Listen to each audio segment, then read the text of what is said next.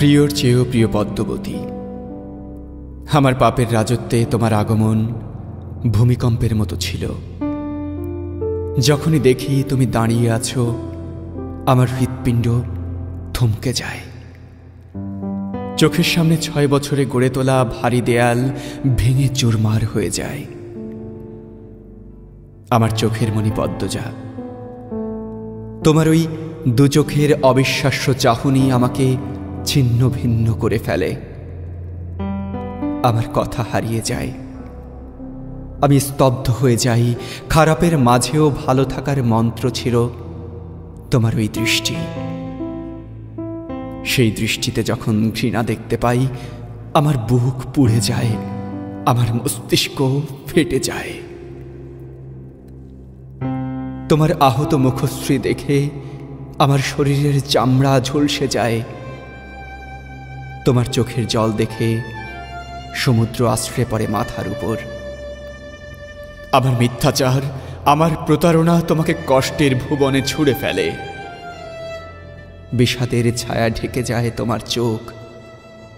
সেই বিষাদটুকু মুছে দেওয়ার অধিকার আমি হারিয়ে ফেলেছি।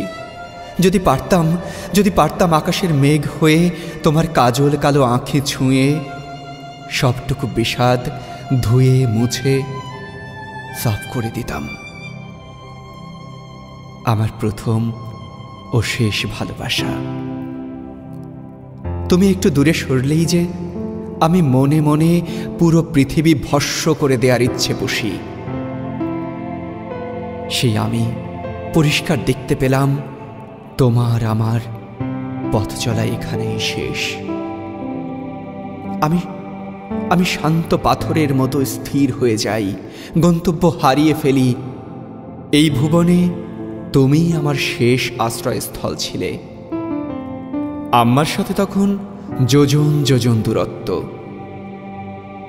তোমার ঘৃণা ভরা চাহনি আমাকে চোখের পলকে পুড়িয়ে দেয়। তোমার আমার বিচ্ছেদ আমাকে আঙুল তুলে দেখিয়ে দেয় প্রেমানলে জ্বলতে জ্বলতে আমি অনেক আগেই নিঃশেষ হয়ে গেছি। সোনালী রৌদ্রের মতো সুন্দর পদ্মবতী, আমি তোমাকে আঘাত করে নিজে মরে গিয়েছি। যে হাতে আঘাত করেছি সেই হাত পুড়ে যাক, পোকামাকড় খাক। তোমাকে ব্যথা দিয়ে আমি ভালো নেই। ছুরির আঘাতও আমার মনের ব্যথার চেয়ে বেশি হতে পারছে না। যদি পারতাম হয় তোমাকে ভালোবাসতাম, নয় শুধু হাওলাদার বংশে জন্ম নিতাম।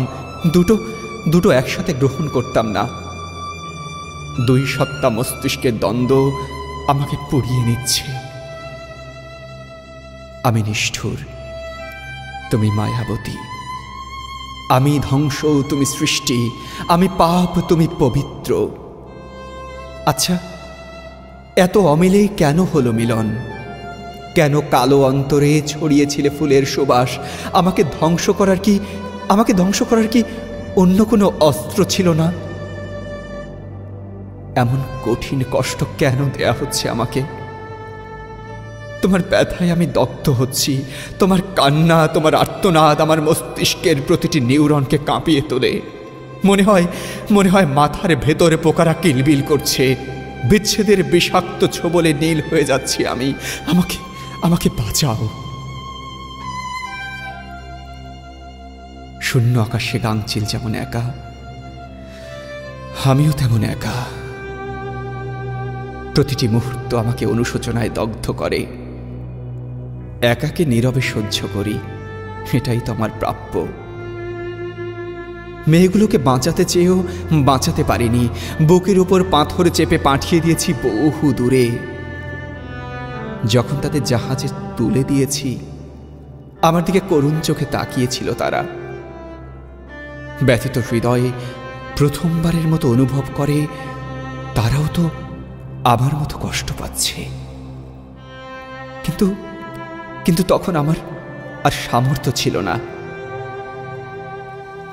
আমার জীবনের বসন্তকাল তুমি। তোমার অসহ্য আলিঙ্গন আমার সহ্যের বাইরে ছিল। তোমার আর্তনাদ করে পালিয়ে যাওয়ার অনুরোধ করা আমার নিঃশ্বাস বন্ধ করে দেয়। সত্যি যদি পারতাম পালিয়ে যেতে, কিন্তু কিন্তু তার সম্ভব নয়। আমার আকাশ সমান পাপ আমার পিছু ছাড়বে না। আজীবন দৌড়াতে হবে, এক দণ্ড শান্তি মিলবে না। মেঘলাবরণ অঙ্গের সম্রাজ্ঞী, তোমার ভালোবাসার সাম্রাজ্যে কাটিয়ে দিতে চেয়েছিলাম শত জনম, হলো না। তোমার চোখের খাদে পড়ে থাকতে চেয়েছিলাম আজীবন, তাও হলো না। সময় এসেছে আমার বিদায়ের, আমাদের পথ চলা এটুকুই। আমি ছিলাম দুর্গের মতো কঠিন, সেই দুর্গ তুমি ভেঙে গুড়িয়ে দিয়েছ। ভালোবাসা আমার হাঁটু ভেঙে দিয়েছে, আমার আর উঠে দাঁড়ানোর সুযোগ নেই। শেষবারের মতো তোমাকে ছুঁয়ে যেতে চাই। আমার প্রেম তুমি, আমার ভালোবাসা তুমি। সত্যি বলছি, আমার জীবনে আসা প্রতিটি নারী আমাকে নয়, আমার হারাম টাকার প্রতি আকৃষ্ট হয়েছে। তাদের আমি কিনে নিয়েছি। শারমিন আর মেহুল দুজনকে বাড়ি উপহার দিয়ে তারপর আমাকে বিয়ে করতে হয়েছে। তাও আমি অপরাধী। আমি তাদের ঠকিয়েছি, প্রতারণা করেছি, খুন করেছি। আমি অনুতপ্ত। বড্ড আফসোস হচ্ছে, বড্ড আক্ষেপ থেকে গেল। ওপারেও আমি তোমাকে পাবো না। আমার মতো ঘৃণিত ব্যক্তি তোমার পাশে দাঁড়াতে পারবে না। আমার জায়গা হবে জাহান্নামের কোনো এক দুর্গন্ধময় জগতে। তোমাকে দেখার তৃষ্ণা, তোমাকে ছোঁয়ার আকাঙ্ক্ষা আমার মিটল না। হয়তো সহস্র বছরেও মিটবে না। আমার হৃদয়ের রঙহীন বাগানের রঙিন প্রজাপতি, সাদা শাড়িকে তোমার সঙ্গী করে দেওয়ার সিদ্ধান্ত নেয়ার জন্য আমি দুঃখিত। তুমি মুক্ত হবে, পাখির মতো উড়বে। শুধু শুধু আমি থাকবো না পাশে। আফসোস। চিঠির শেষ প্রহরে এসে হাত কাঁপছে, চিৎকার করে কাঁদতে ইচ্ছে করছে। এই পৃথিবীতে আমি আমি আর একটু থাকতে চাই। এই পৃথিবীর সবুজ বুকে তোমাকে নিয়ে প্রতিটি ভোর হাঁটতে চাই।